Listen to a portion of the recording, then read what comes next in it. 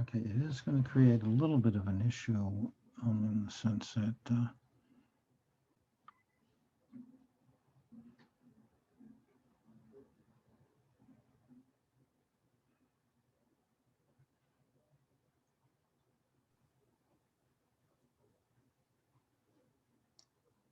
hello.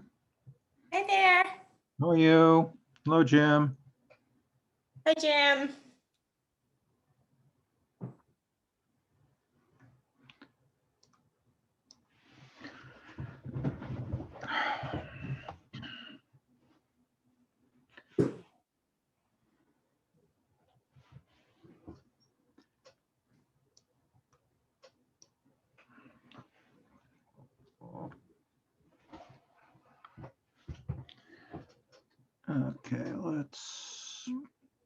Okay, so it's 5:35. So I'm going to call this meeting of the trustees of the Wellfleet Affordable Housing Trust to order.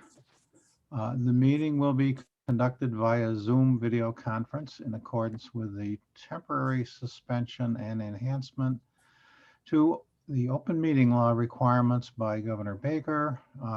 Instructions for Zoom video conference, including phone numbers, are in the meeting agenda.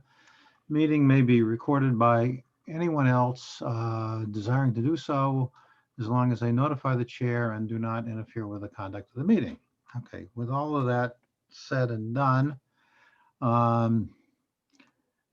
first item on the agenda is announcements. I don't know if anyone has any. I don't. So let's talk about the item number 2, which is the status of transfer of Affordable Housing Trust funds to this trust. I had emailed our town accountant and asked for a transfer of the balance of the Gull Pond funds to the trust so that we would have at least some walking around money. And she sent me back an email that said basically she was reluctant to do that until the audit was complete and had all of the relevant accounts had no starting balances, so she didn't know what the current actual balances are, and so she didn't want to do that. So we are still fiscally indigent at the moment. And I guess dependent upon the existing housing trust and the housing authority as its stewards for any funding for any projects we might want to do, at least until the audit is complete. I don't know if anybody's got anything to add to that. Harry, independent of that, I had asked for an accounting of the housing funds. We got back a report that basically was the amount spent this year, but not any tallying by fund amount. And with the same that they're waiting on the audit. Yeah, I think between her communications with you and with me, I ended up with the payables, the Yeah. cash dispersed ledgers Right. for FY 2020 and FY 2021, but there were very few starting balances among them. In fact, the only one with a starting balance was the $5,000 from the last annual town meeting. I think those were the only credit items I saw. So, I mean, that's kind of is what it is. Elaine went through the exercise of trying to identify all the donations that we've received, with the idea being that those are have no restriction on them. And Elaine, correct me if I'm wrong, but is it 90,000 approximately? For the donations, yes. So of the remaining trust fund amount, they would be relatively unrestricted.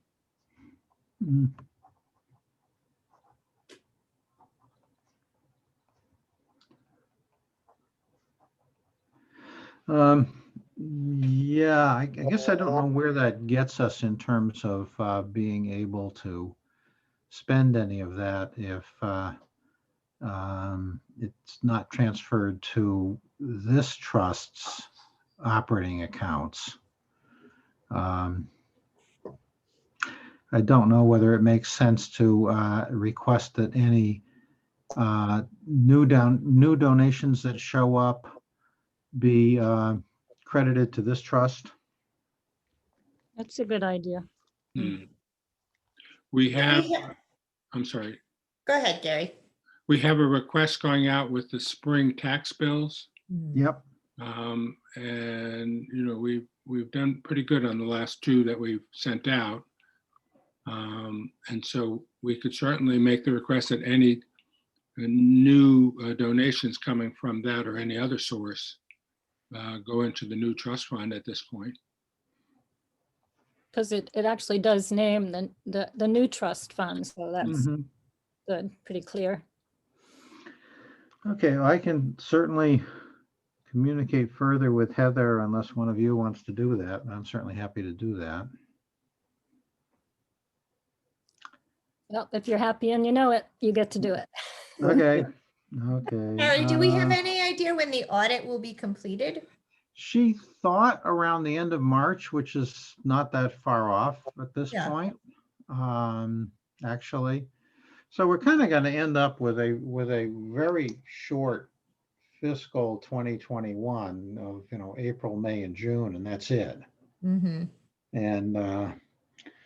so I think anything meaningful that we do is probably going to be in the next fiscal year in terms of anything substantial. Because it's just difficult to pull the trigger on a big project in that short amount of time. Going to make one comment on that, Harry. There is actually Certainly. there is a request for $500,000 for CPA funding, and it's been approved by the CPC, and it's scheduled to be on the warrant for the June 5th town meeting, and those funds are already in place. So theoretically, if it's approved on June 5th, assuming that's when town meeting is, so you actually have that 500,000 for roughly a month. So should there be a project, I think you could draw upon Okay. that. I just- Okay, so, yeah, go ahead. I just Sorry. heard from Mike, he's having internet problems. Mm, He's okay. trying, but I'll keep an eye out for him. Yeah.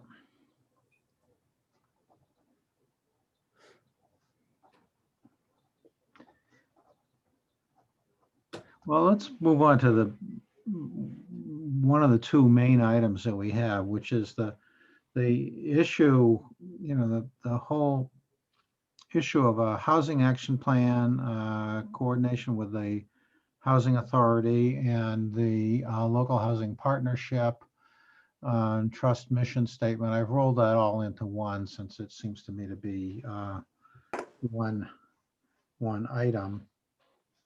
I would note that I did read the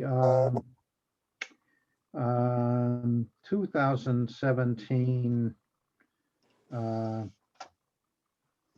housing action plan. And, there is a lot of stuff in there in terms of goals and also strategies, which is valuable. I just start the discussion off by saying, are we thinking about updating that plan or writing a new plan? Because I was kind of led to understand that there are two different kinds of plans. A housing production plan, which you need to satisfy the state that you're actually doing something, and a housing action plan that identifies your housing goals and how you plan to reach them, what concrete steps you plan to take to reach them. And they're two different things, apparently, but they do seem to be wrapped up in one document in Wellfleet. Oh, okay, Mike has. Okay. So let's see.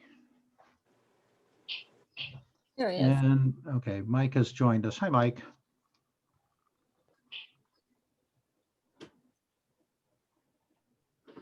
Okay, sorry about that. No problem.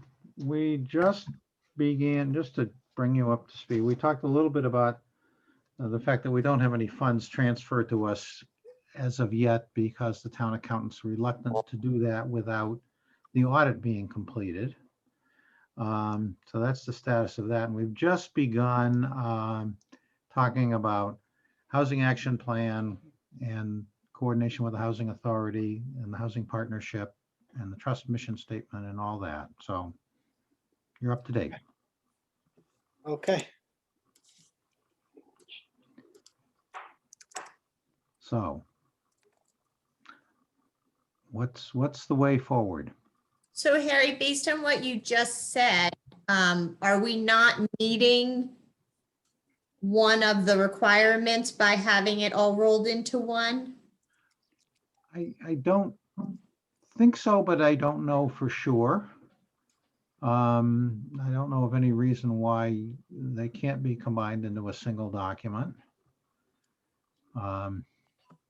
I don't know whether Gary or Elaine has any more insight on that or not. I mean, I think our plan, it goes for 5 years and, we certainly could look at a new one. Our plan is been accepted by the state. It was our understanding, we hired a consultant to do a housing assessment and a production plan. Mm-hmm. We have a letter certifying that the state approved, we have a state approved plan, but there's Okay. a whole nother process you have to go through to get a certified plan, which has a lot more to do with the production part.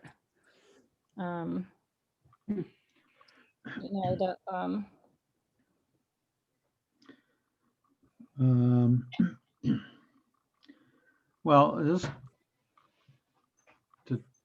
I think that there are three kind of pieces that belong in a plan like that. One of them is, what is the goal?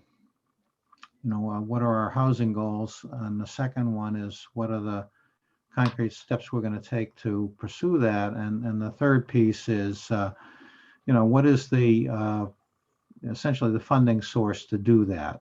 Is there going to be does the plan include a revenue stream that will support that, those goals and those concrete steps?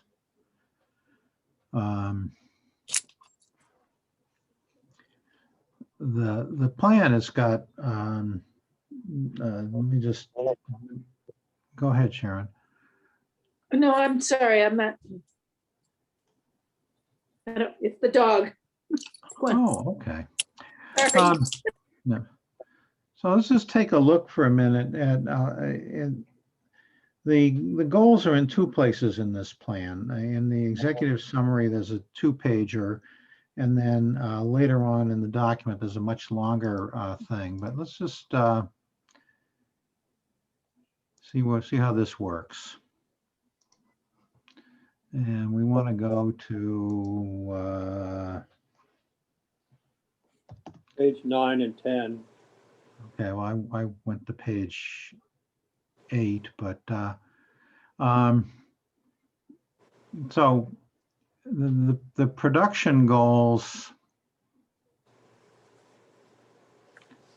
was 65 housing units by 2027. Okay, here we go. And it was broken down 60, and it was broken down into 45 rental and 15 ownership, and further broken down by the size of the units. I'm still kind of looking around for what I wanted to show you, but here we go. 60 affordable units over 10 years. 45 units affordable. Of that 45, there's a breakdown of them. And then 15 of them for down here for affordable ownership. And there's a breakdown by single persons, 2-bedroom and 3-bedroom units. Just the same way there's a breakdown for the rental ones of 1-bedroom units, 2-bedroom units, and at least 3-bedroom units. So that's the current goal. And the strategies are summarized, and some of them apparently have been, while there's ongoing community outreach and education. Apparently we have a part-time housing coordinator under contract with CDP, so that's sort of done. Progress has been made on sustainable funding sources by, the CPA funding and donations, and I would guess transferring the existing Affordable Housing Trust funding would at least provide us with, if I guess right, about $700,000 in cash, assuming town meeting is receptive to the idea. Zoning strategies, I know that there is discussion about creating accessory dwelling units independent of affordable accessory dwelling units, and I'm guessing that the expectation there is that some of those accessory dwelling units may become affordable. So if you increase the housing stock, you increase the chance that you will get some more affordable units out of that housing stock. I don't know whether any of the other zoning initiatives have really been undertaken. I know that I don't think there's a lot of vacant space in Wellfleet to do another cluster residential development. Isn't that what the planning board put through a couple years ago, Elaine? Yes. There is an existing cluster residential development bylaw, and I'm aware of one subdivision, the one in South Wellfleet opposite the Audubon Society was done as a cluster residential development, I believe. Yeah. But they require a pretty significant chunk of land, and I'm guessing there probably aren't anymore. Harry, Yep. that criteria was changed last year or the year before by the zoning board to allow smaller lots to be cluster developments Mhm. if there's an affordable dwelling on that lot. I think it's 3 acres now, but I'm not exactly sure, but there's a change in the bylaws. It has not been utilized. Even 3 acre lots, I think, are pretty few and far between at this point. Yeah, I would agree with that. And the other thing is year-round use of condominiums. I know Truro has explored that also, because they were exploring that when I was the acting town planner there. And typically the hiccup there is state sanitary code compliance. That's usually what drives the concern. And I'll just say, we've talked about that with the planning board as well, last year. And they decided that it wasn't worth moving forward with working on that because so many of the cottage communities were condominiumized, and they have bylaws where they say, only one can be a year-round residence. Yep, the existing bylaw allows a single year-round unit. And I guess the discussion would be, would that bylaw be changed to allow all of them to be year-round units under some set of conditions? I would say that I think we should certainly not cross that off as an opportunity. I mean, Truro has approved it, and there are some condominium complexes there that are moving forward with that based on how their water and sewage is set up. And if it's not something where everybody's connected, it makes it a lot easier. We certainly have some smaller condominium communities here that if there's, say, 3 or 4 or 2 units, I mean, at the rate that we're adding affordable units to our stock, if we could have a small complex of 4 that became year-round, I think that would be a bonus. Sorry, Yeah, to go ahead. interrupt. Is there a bylaw right now, even on small condominiumized, like, say you have a property and you split it into 2 condominiums? Are those, is only one of those allowed to be year round? Is that how it works right now? Does anybody know? I think that, go ahead.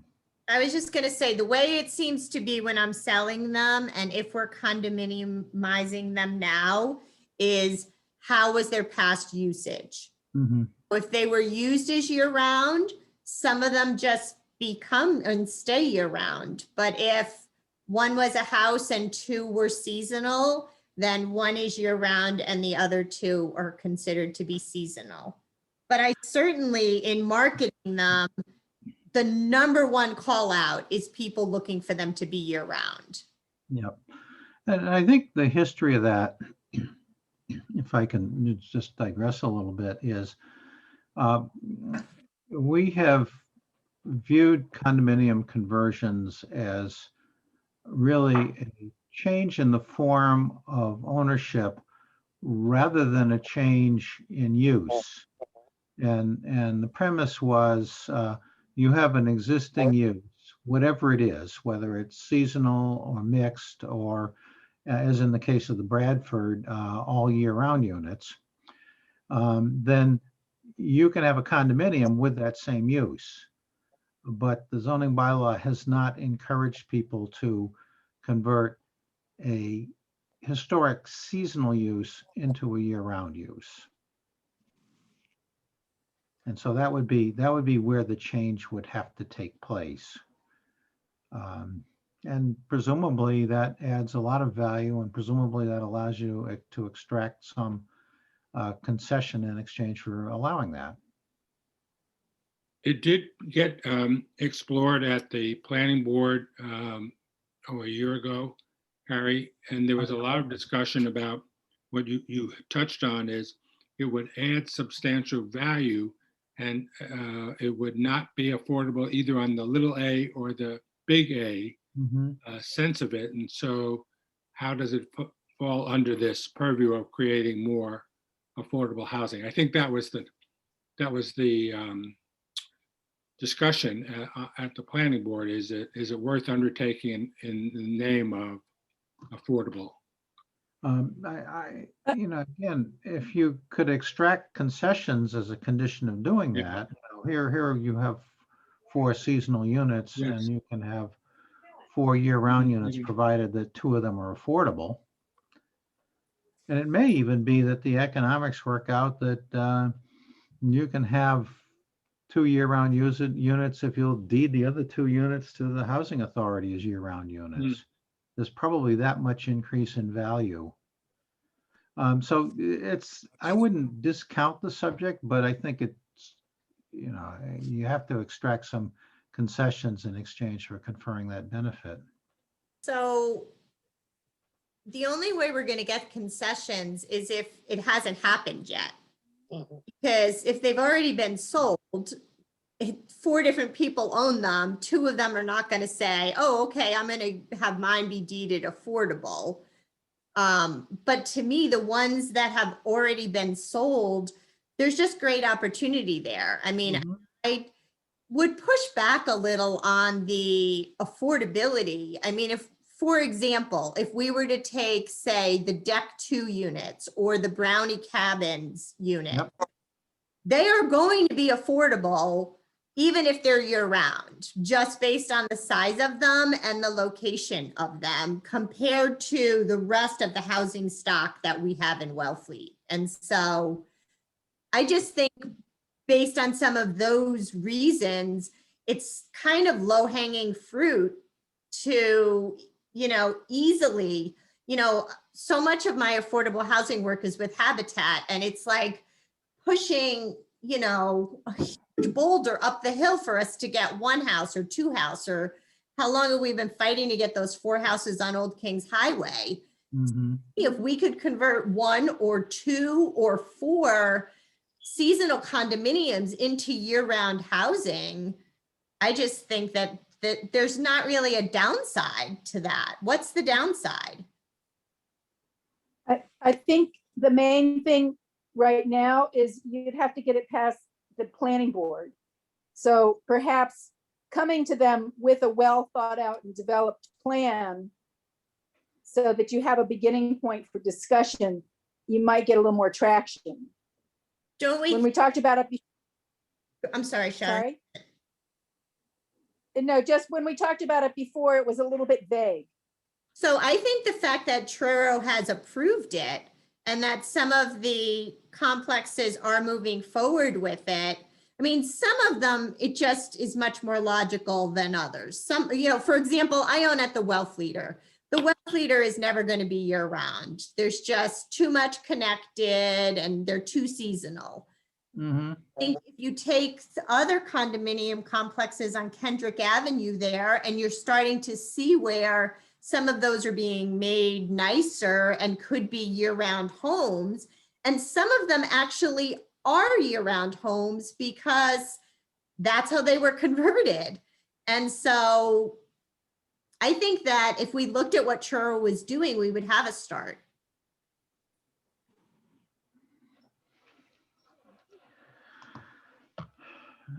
Go for it. We could certainly look into newly condominiumized units. So properties that haven't been turned into condominiums, which I don't know how many there are, but I think the potential there to extract a concession to make one year round. I don't know. I mean, it just seems like there's still the opportunity for people to condoize some properties in town. And maybe at that point, it's an easier target. Not that we shouldn't look at existing condos, because I think an area like Deck 2 makes perfect sense. Mhm. I actually think it, that's the type of like housing that the town actually lacks, is these sort of like units that are, sort of semi-conjoined but autonomous apartments that, I mean, Kathleen would probably know what one of those goes for even as it is.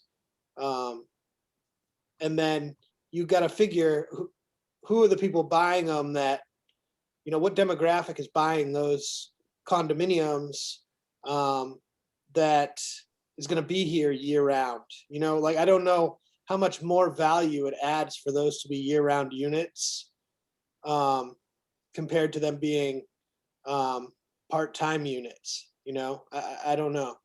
So one of the things I think we have to consider when we're talking about this concession thing is, in a lot of cases, the housing stock that is being converted, if it's been used seasonally, there is a real cost factor. First of all, it's not inexpensive to condominiumize the property. There's a fair amount that has to go into it depending on what it is. The reason it is done is because likely it brings a higher value selling, for example, I just sold and we condominiumized 385 Kendrick Avenue, which is not on the water. It's on the curve by Jaquesset. Mhm. And it was a house and 2 cottages. And so if you looked at each of them, if we were going to sell them for $299 or $399, if you start to add that up, you're talking about $900,000 or almost $1 million to try to sell 3 older rundown properties. And how much is somebody really going to pay to buy 3 things? Do they really even want that?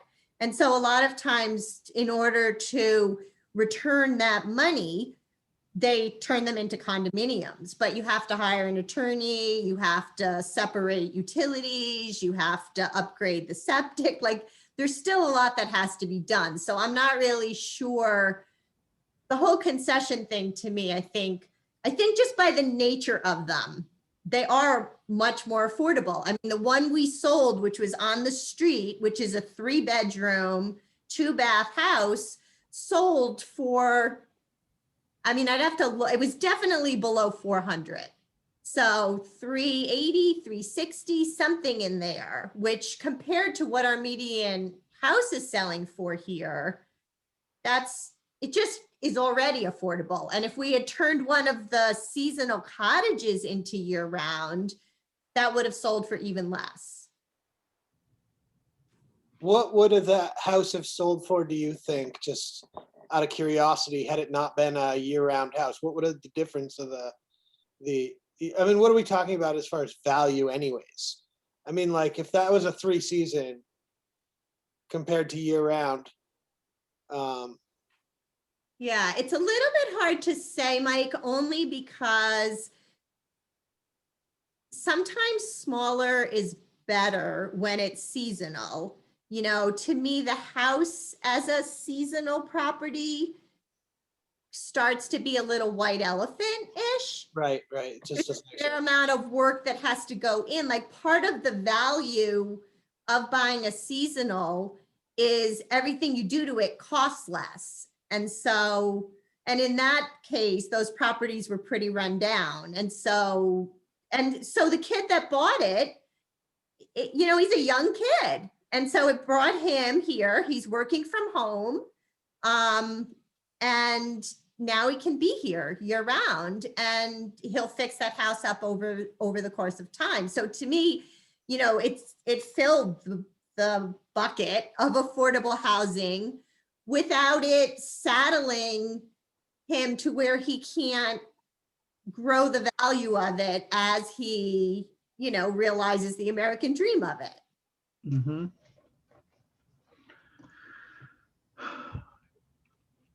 So I guess kind of circling back here.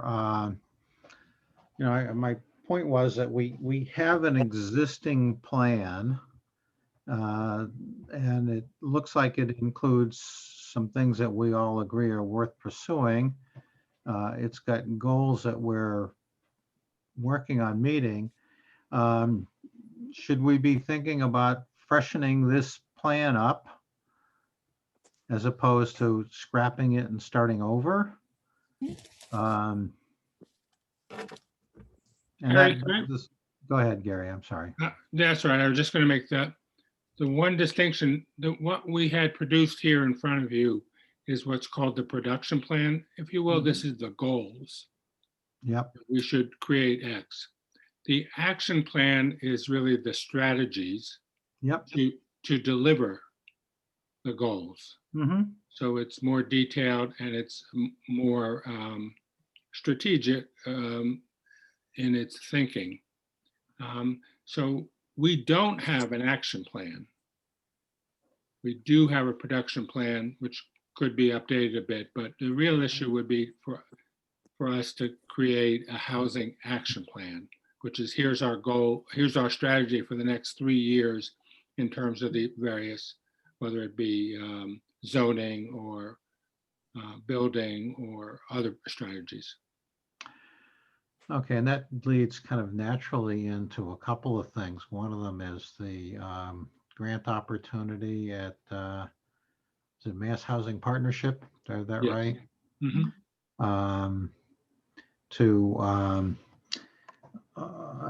As I read it, among the things that qualify is developing an action plan for an affordable housing trust.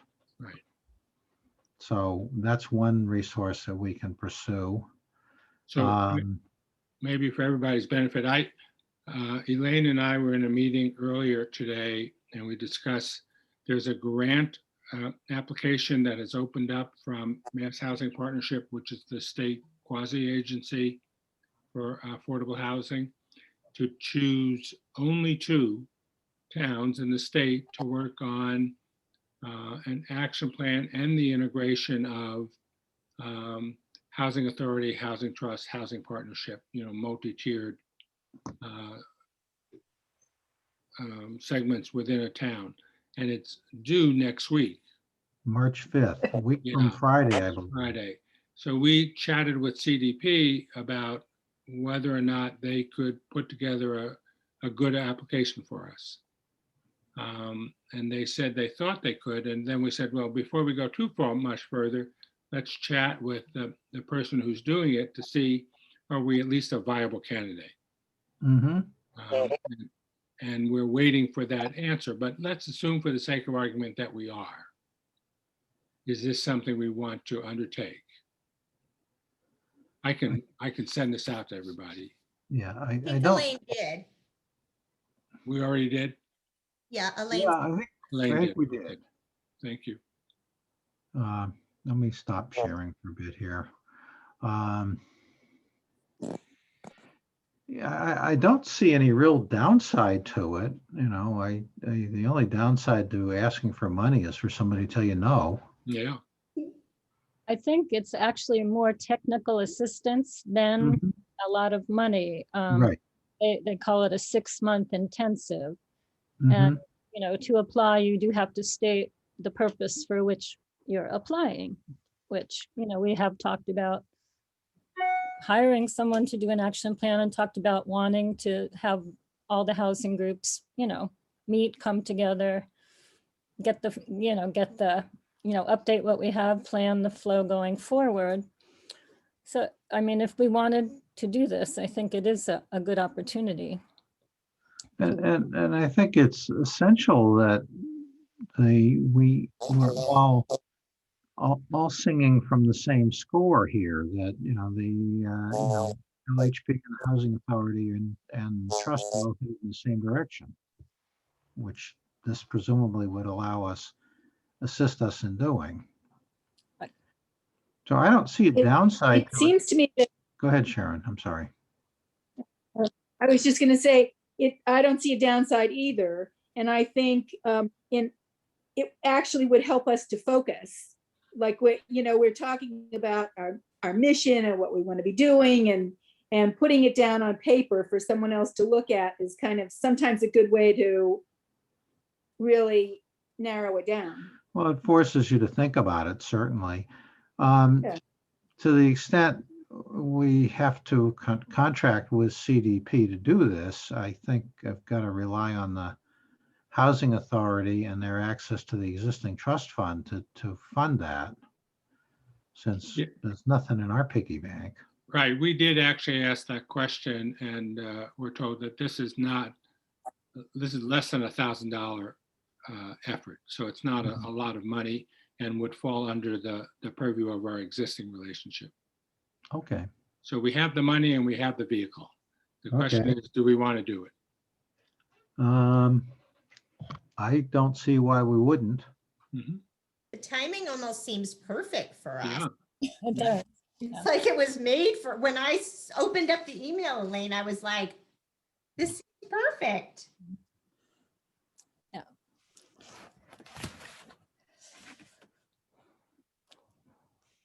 Does it, So- You need a motion? Yeah, do we want to lend our voice to, to supporting this? So we probably should take a vote, so we've got something we can point to say, yes, we're on board with this.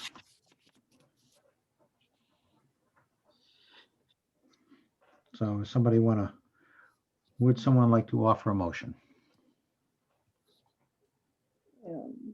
okay, well, I'll start, I guess. I would move to support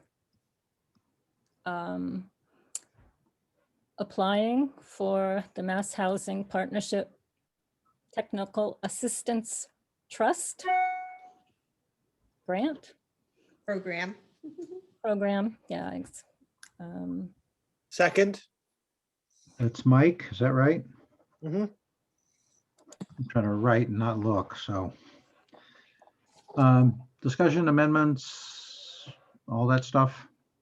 Do we need to say for the Housing Authority to work with the CDP to apply, or just general, we approve?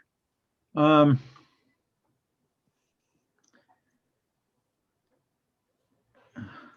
well, Elaine, we, the Housing Authority, are paying for it, but the trust is actually the object of the work, isn't it? Yeah, I think the trust would be the, So if we just put aside how it's getting paid for right now, this is really the trust applying for this grant. mhm. So let's see. So would we want to say instead that we move to, instead of supporting the application, that we want to apply for it? Yes. Mhm. better. Do we want to add anything about with the support of the Housing Authority, or just leave it, we'd like to apply for this? I wouldn't make it specific because we don't have a Housing Authority meeting until the 4th, and it's due on the 5th. So we'll do it under our existing relationship, Okay, CDP, and then submit it. okay. Does anybody have a difficulty with removing the word support from the motion? Okay. No, So what I've got is a move to apply for an MHP technical assistance for Mass Housing Partnership Technical Assistance Trust Grant Program, or is it Trust Program Grant? It's a grant. Trust Grant? what is it See called? any grant words in here? Wait a minute. I don't have the email in front of me, so. I printed it. Let me see what they're calling it. Called the Affordable Housing Trust Fund Intensive Technical Assistance Program. There you go.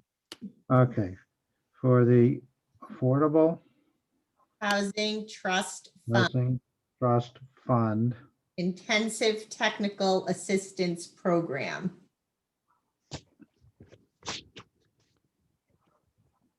For mass housing. Don't you want to say MHP? okay, so let's try this. To apply for the Mass Housing Partnerships Affordable Housing Trust Fund Intensive Technical Assistance Program grant. That's my motion. Okay, that's very good, Lane. And it's been seconded by Mike. Any further discussion? Okay, so let's vote. Kathleen, Aye. Gary, Aye. Lane, Aye. Sharon, Aye. Jim, aye, Michael? Aye. Chair votes aye. So it's approved by a unanimous roll call vote. Let's see, anything further on this item, Housing Action Plan, coordination with Housing Authority and Local Housing Partnership and Trust Mission Statement?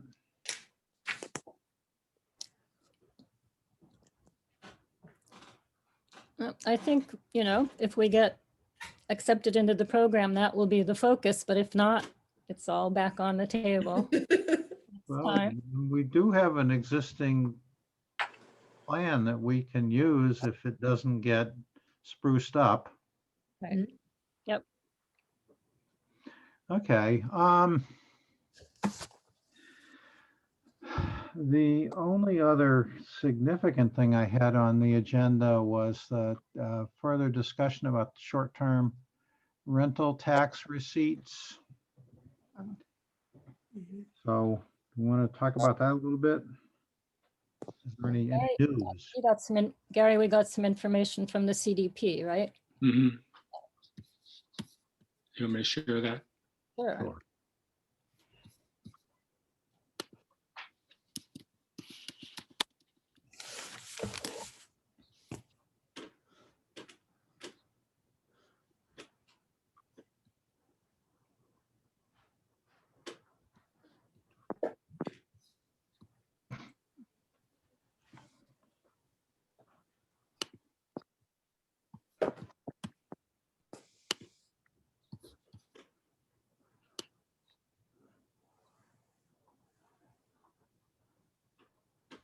So currently, Chatham is currently looking at doing the same thing that we are requesting.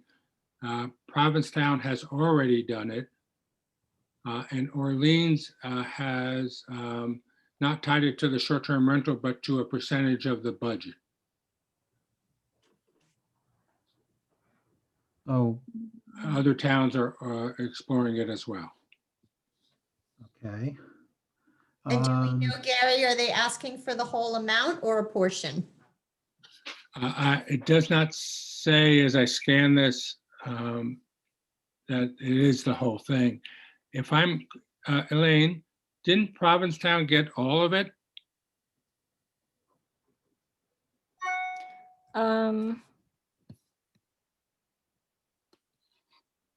Well, in the most recent thing that Andrea sent, it said Provincetown, they've been talking about it, but so far the finance department has indicated it's too soon for the numbers for that and the marijuana tax.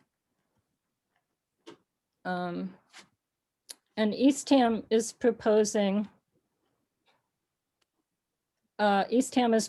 using some of it to fund their housing coordinator position. That was the update she sent us, and in Brewster, the proposal is for half the revenue to go to the trust. Yeah. And Funding, Orleans just- committed all theirs to wastewater management more than a year ago. Mhm. Who did? Orleans, Okay. that's what the CDP told us from their outreach. Yeah, using it just to fund a housing coordinator seems like a really small change compared to what the tax revenue is likely to be. Because I think it's just part-time too. Mhm. Mhm. Yeah, I mean, in Eastham, it's got to be pretty strong as well. There's a lot more Mhm. stock in Eastham, and Wellfleet, we wound up around, forget what it was, around 500,000, was that what it was? Yeah, it was somewhere in that ballpark. It seems like a bit of the hesitancy is just that it's not been in effect for that long, and plus it's been a pandemic, so. Yeah, There's- I know that it's stopgapped some shortages that we've had this year in the town with all the spending that we did on COVID stuff. But I Porta think- potties and Yeah, going forward, it doesn't hurt though to let them know our thoughts and. no, I strongly feel that this is a new revenue stream that is pretty rare to have any new revenue stream that's substantial. That really it has a direct link to housing shortfall and the housing crisis, really. Because the financial incentive is just, it's not there when you can rent a house out for 2 months for the same amount that you could rent it out for 12. So I think that, if the town's going to do anything about the housing problem, this is the revenue stream that should be tapped because it's got a direct correlation. It's pretty rare that those things align at the same time. A new revenue source that has a direct causal relationship to the problem that you want to solve. Mhm. So I think, there's a strong case for it, and I'm on board certainly as the chair of the board to push for allocation of funding from that to either the trust, but I do think that some money probably should be sort of considered for year-round housing in general that is not capital A affordable, and we're still waiting, I think, to find out if this trust can allocate funds for that or if it has to be a separate trust Yeah, or a I'm separate fund. still waiting to hear back from council. I did bug them late last week. And I specifically raised the issue of what do we have to do to be able to support housing above 100% of AMI. Yeah, And it seems to me, I'm kind of getting the sense, again, without any real specific authority I can point to, that if our affordable trust bylaw, which we don't have yet, allows the trust to do that, then we can do it. Right. And it probably just means a second set of books independent of any CPA funding. Yeah, the message we got from Shelley Goring at Mass Housing Partnership was, it seems reasonable if your trust wanted to say you served up to 120%, but she didn't really back it up with any process. No, but so I kind of squared that up and put it directly in front of council, because that really seems to me to be that and the question of adding support of housing to the language were the two things that we really are sort of looking at doing that aren't explicitly called out in the statute. So, Harry, did you say last time that if we were going to ask for this money, you thought it would be a good idea to say what we wanted to do with it? Was that? you know, I really would not like to see it earmarked to any great level of detail. It's okay to say, yeah, here's the money, use it for housing purposes per the trust's organizing documents. I'm okay with that because that's kind of what we have to do anyway. But I would, the more constraints you put on funding sources, the more difficult they are to use. So I guess if I thought that before, I don't think it now. How's that? I don't think you did, Harry. I think that when we talked about it before, we talked about it being more open and tied to our to our own mission and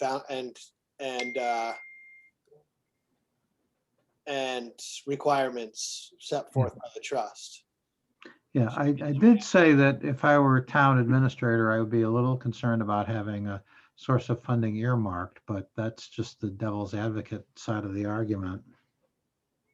So I don't, without earmarking it and saying we're using it for this or that, I think in terms of selling the idea of putting these funds towards housing would be useful to say, for example, here are some of the things that we might do with that money, such as purchase land Yeah, or Or- support accessory dwelling units or, yeah. Or another one is supporting housing above AMI, which we can't do with the major source of our funding right now. right.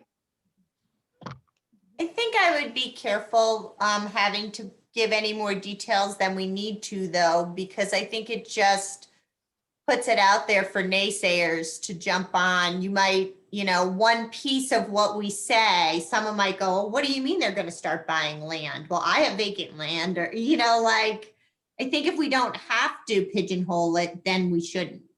I agree. And I don't know if this is an appropriate time or place to say this, Mike, but I think there's opportunity for that tax portion from the town to rise as well, correct? Oh, yeah. I mean, I think given the fact that we don't know what it was pre-COVID, because that year was actually split by anyone who had pre-booked. And a lot of people who had tenants reached out to them because there was a certain time period to book your stay where you didn't have to pay the tax. So That's not what I mean, though. Yeah, I'm just saying, I know. So pre-COVID, we don't know. And then we know what we got from the COVID year. And then, we can't really look back and see what it would have been prior to COVID. But we do know that real estate prices have jumped and likely rental rates will sort of follow suit to some degree. There's a cap, I think. So the amount of money are you talking about the rate? Yeah. Oh, the rate? We have the ability as a town Yes. to raise the amount charged to the town Sure. or the town, right? Yeah, I think we are relatively high. Yeah, I think we're at 4%, and I think we might be able to go to 6. I can look into that more. that's true. That's true. We're not at the maximum, but I think as far as, and I don't know this. I can't remember exactly, but I remember that there's not that many towns that are at the maximum rate. Right. So the state charges a tax. We get to charge our percentage of up to 6%. Then there's also a tax levied for the, which is part of the state tax, percentage of it is for sanitation projects. Right. The overall tax rate is fairly high. I think it's 12.45% because Right, it's a rental cottage. My right. point, though, and I don't want to belabor it, is I have a pretty high-end cottage. I mean, relatively speaking, it rents for $3,900 a week. Yeah, Nobody blinked about paying the tax, and they're paying $500 or $600 in addition to what they're paying as a fee to VRBO. I think that while there certainly would be an uproar from people in the town saying they didn't want to raise it more, as a person who rents out, there was no pushback at all with it. And I would say that if we can raise it, we should raise it. There's plenty of money out there.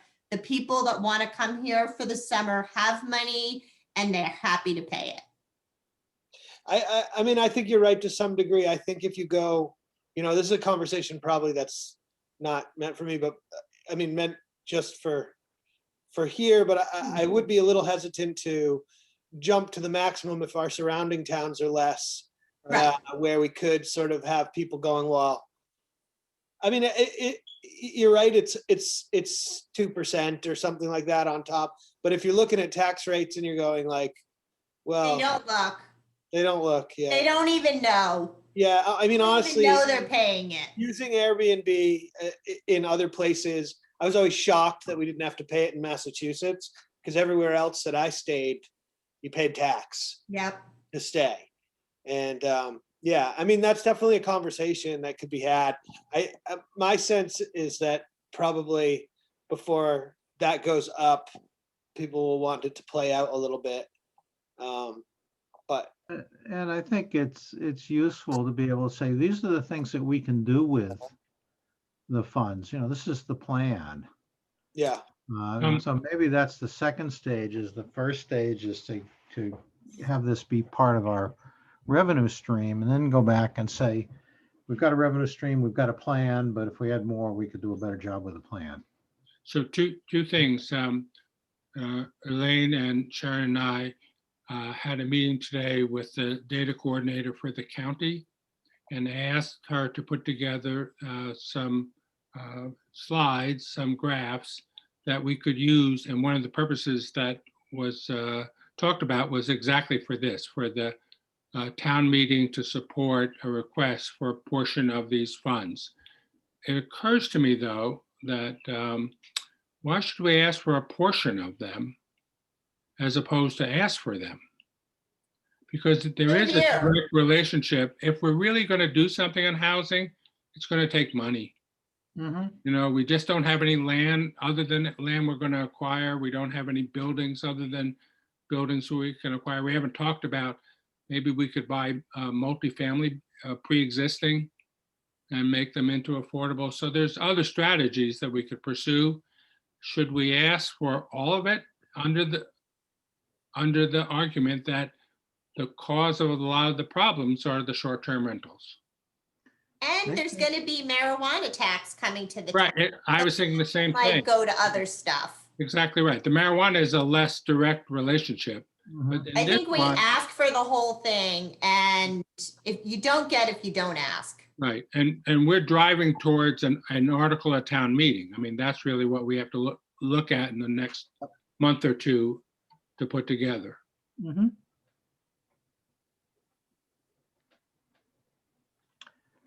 Okay, any more on this?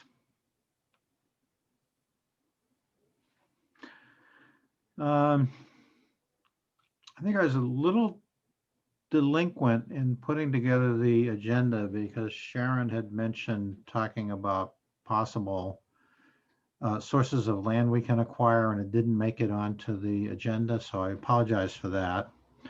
No, But I don't have possibilities. you know, we still, you know, we still have a couple of possibilities out there. One of them is to see whether there is any state land, and the other one is to see whether maybe it's possible to improve the access to the town piece in South Wellfleet. So I'm going to put that on the next agenda. And so when we get to talking about the future meeting,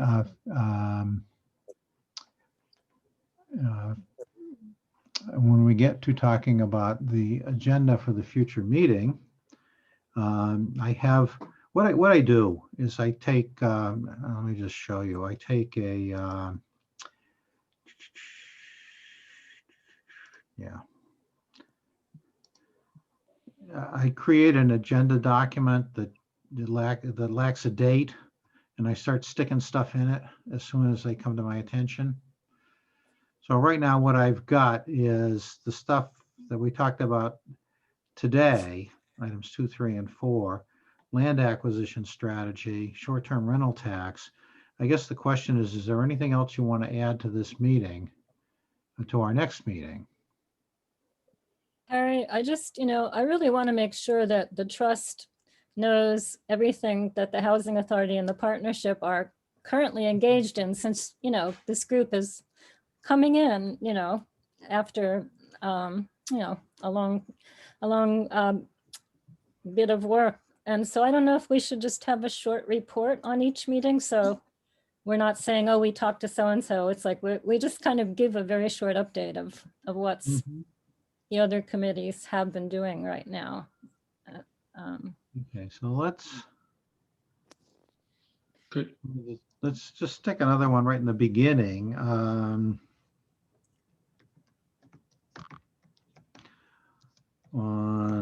just for now. I'll just stick that in there right now. That's actually, so that's a good idea. Because like, for example, I did the Housing 101 last Friday.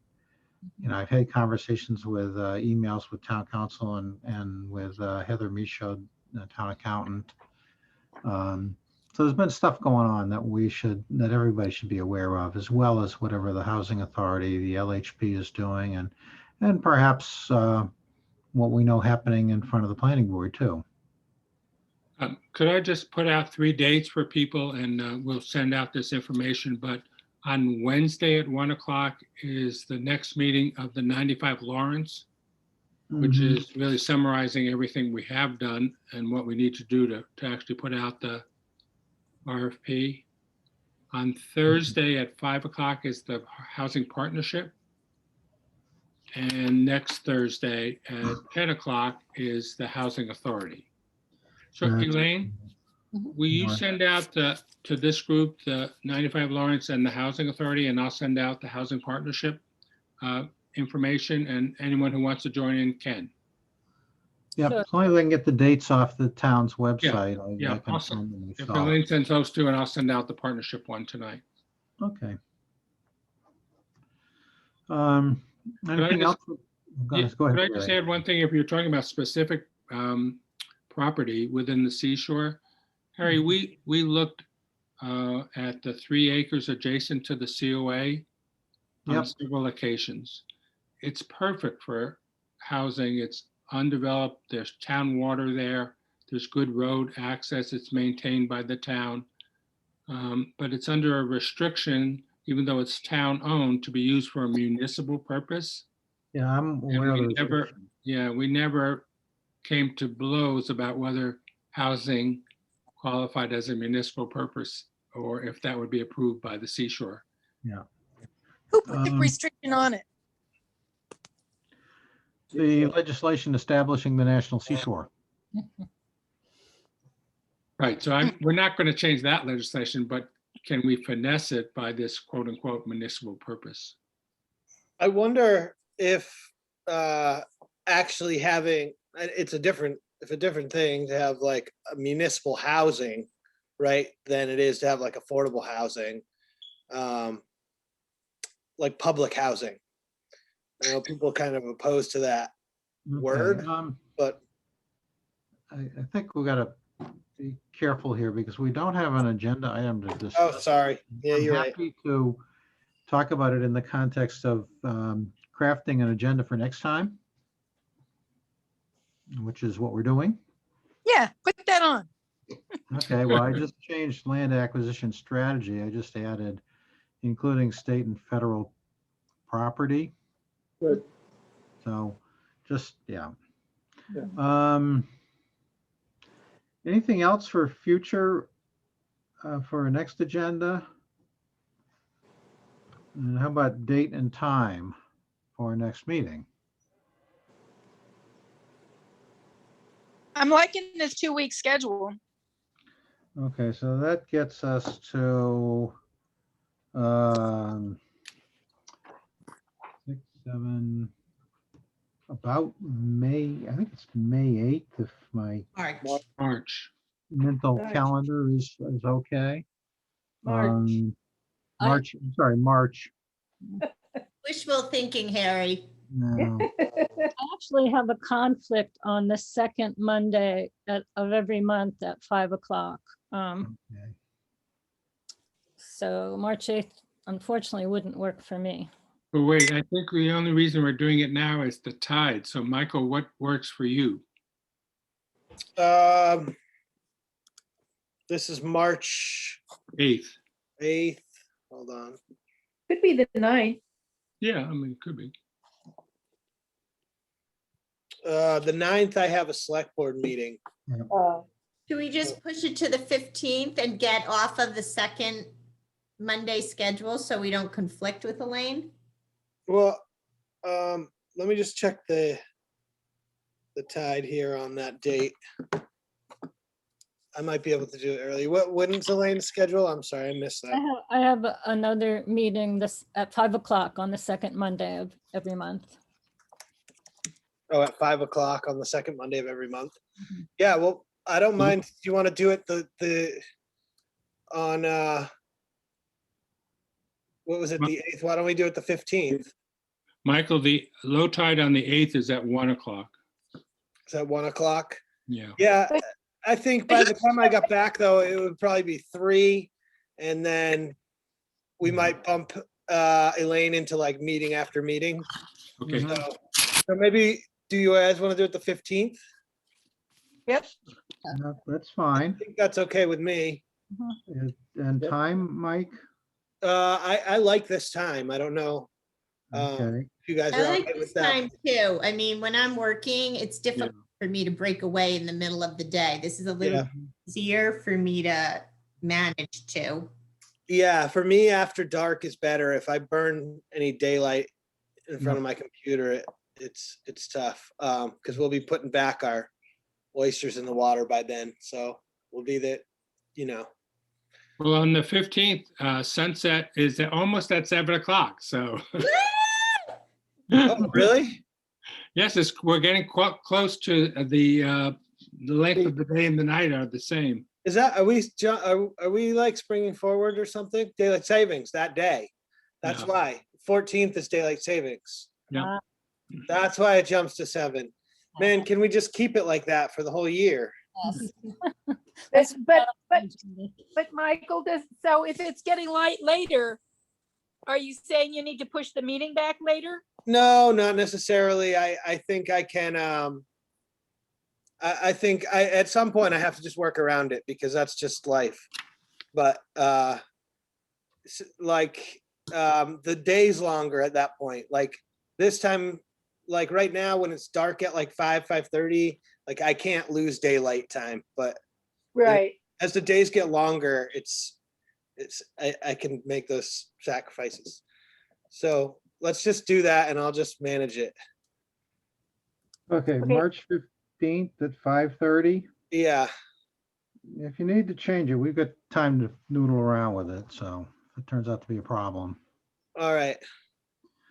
Okay. That's the opposite week of my select board meeting, so Yeah. yeah, that should be fine.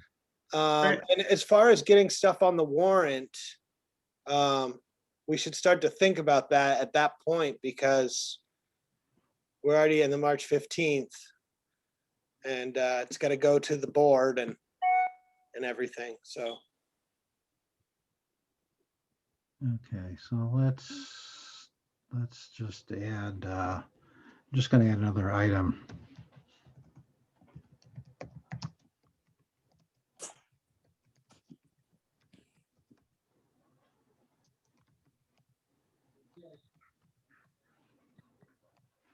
Okay, so that takes care of the agenda and future meetings. So we have the minutes from February 8th. And just to, I made 2 changes from what I sent out to you in response to, let me pop them back up again and just do that. So file, open, agendas, let's go to minutes. Okay, the changes I made were in this item H. I put a U in buy. And I changed the $3,000 to $10,000. And I think those were the 2 things that were pointed out to me as not being accurate. So, Are we talking about the minutes from February 8th, Harry? correct. Did you add an E to under 2C in the word week? It just said WEK. right there? Yes. Great.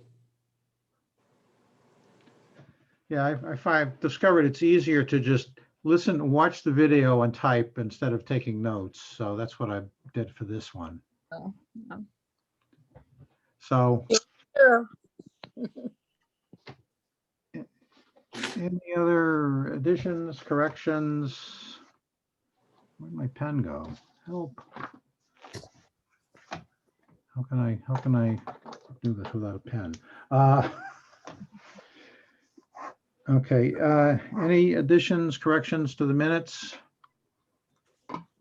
No. Motion on the minutes? I move to accept the minutes from February 8th as corrected. Okay, Second, okay. Any further discussion? No, okay, so, stop sharing. Kathleen, Aye. Gary, I, Elaine, Aye. Sharon, I, Jim, Aye. Mike, aye. chair votes aye. Motion passes 7-0. And a motion to adjourn. So moved. move. Moved.